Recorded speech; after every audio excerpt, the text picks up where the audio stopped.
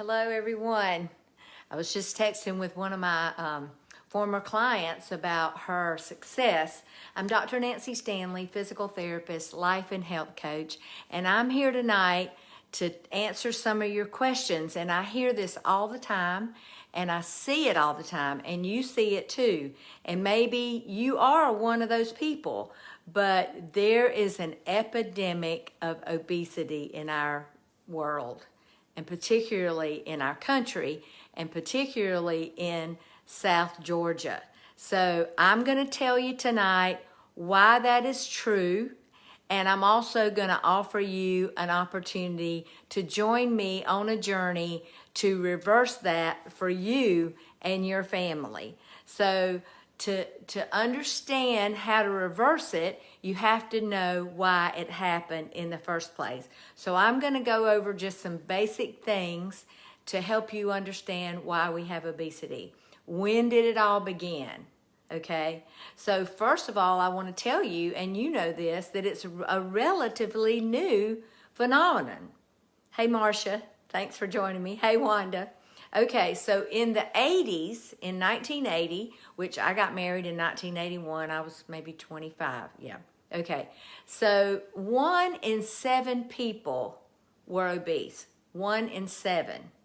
And I shared a statistic with you the other night that 75% of adults that are 65 or older are diabetic, not just obese, but diabetic. 75%. Think about that. That is a huge number. But what happened was, hey, Terry, how are you doing? Thanks for joining me.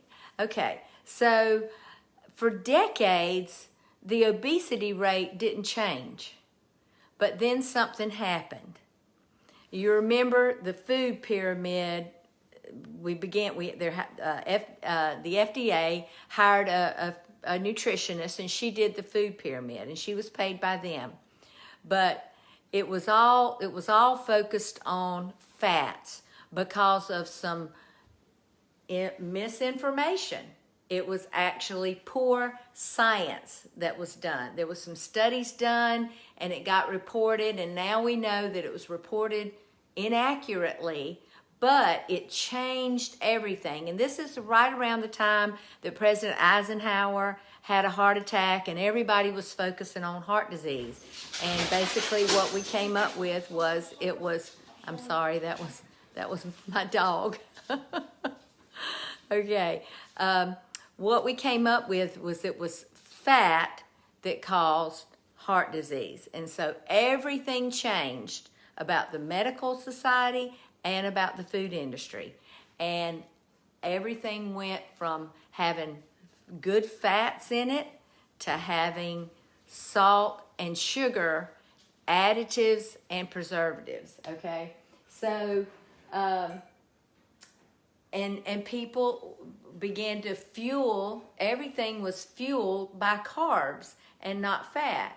Well, I want to just divert just a little bit and tell you that carbs are not your best source of fuel, okay? Fat is your best source of fuel, but it's got to be good fats, not some of the bad fats, okay? So, but I want to let you know that carbs are actually fast burning, okay? So it's like if you had a fire and you put paper on it, it would burn up in a hurry. So when you eat carbs, yes, you get fuel from that, but it's not a sustaining fuel, and that's why you have to eat often. And they tell you to eat every 2 to 3 hours. Hey, Cecilia, thank you for joining me. Okay, so but burning fat is like having a big log that burns slowly, okay?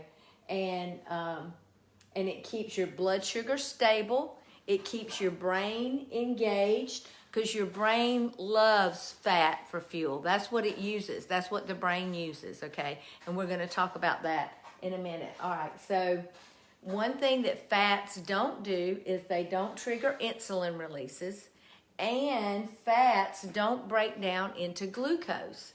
They actually have an alternative fuel, and that's ketones. And your brain loves ketones. That's what your brain uses for fuel.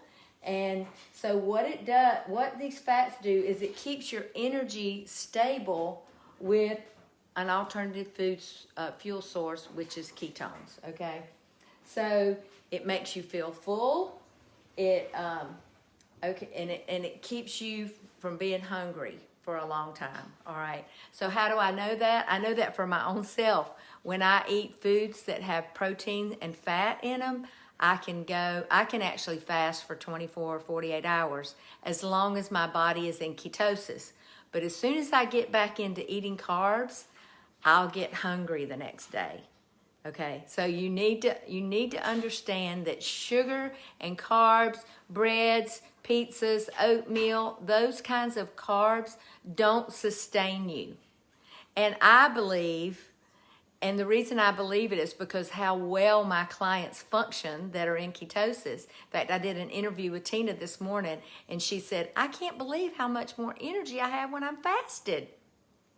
She said, I just seem to thrive more when I'm fasted. So I believe that our bodies were created to be in ketosis, to use ketones for fuel, okay? Because I know for myself, when I'm in ketosis, I have a lot more energy. I'm not hungry. I'm more energized. I don't need a nap. I don't feel listless after I eat. I feel energized, okay? So now, sugar, carbs, as opposed to fat, you have to eat often. All right, so what happened, now you got to think with me here now, what happened is the food industry caught on to the fact that we got to get fats out of the food, which was not good science, but that's what became the prevalent information there, okay? And so instead, they took the fats out, but what did they put in? They put in sugar and salt, preservatives, and alternative food sources. They made it taste like food, but to make it palatable, they had to add salt and sugar to it. So that's what they did, and these were inexpensive additives. All right, they didn't cost a lot of money, so they were boxed. The box was expensive, but there was very little actual food source inside of it, and they put artificial flavorings in it, which are not totally compatible, not really compatible with your body. Okay, so let's see. And they put these preservatives to lengthen the shelf life. Have you had a loaf of bread lately?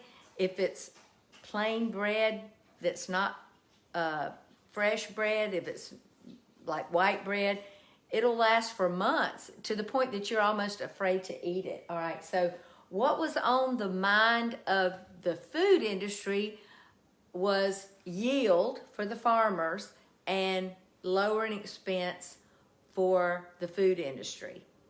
What was not on their mind was our health.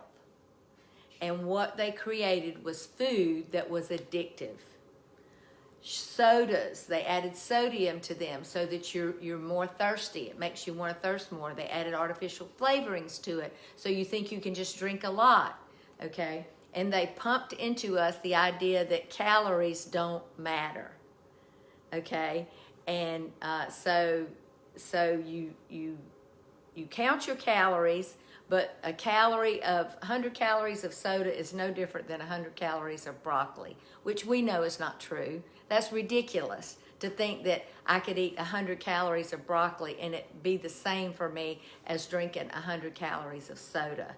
And I went over that last week. Okay, all right, so and then what happened is the food industry came up with mixes, and everything changed about our economy. Women were working more, and so they pulled home ec out of schools. We didn't need it anyway because not many women were cooking. We were going to mixes, like a brownie mix. You could mix brownies up in 5 minutes rather than 30 minutes, making them from scratch. All of these hamburger helper and all kind of mixes came out, and so we were beginning to feed our children those foods, and so we see the weight gain because these were addictive and they had a lot of carbs, they had a lot of preservatives, they had food in it that wasn't really food and it wasn't sustaining. So after you ate, you had dessert, or later on you had to have a bowl of cereal. And so everything changed about our culture and our eating, okay? So the people that benefited from this was not the American people. Look at us. Look at America. The low-fat diet did not work for America. Who benefited? The big farmers, yep, because they produced more yield. Look at the corn crops now. They're so jam-packed in there, and used to you could walk through a cornfield and pick some ears of corn. But now it's so jam-packed, it's all about yield, all right? They genetically modified it so it would yield. And then the other field that's benefiting is the medical field, because there's so many sick people. Diabetes is on the rise. It's an epidemic proportion, especially in children, all right? And that is from the foods that they're eating. And then, of course, we went to computers, so we're sitting more, we're walking less. Just everything has changed about that. But the big farmers benefited, but the big pharma. Most people are on several medications, and the pharmaceutical industry is benefiting from that. They're benefiting from diabetes for sure. The cost of insulin is going up. But I want to give you some hope, all right? So there is a way to reverse diabetes. There is a way to get away from food addiction, and I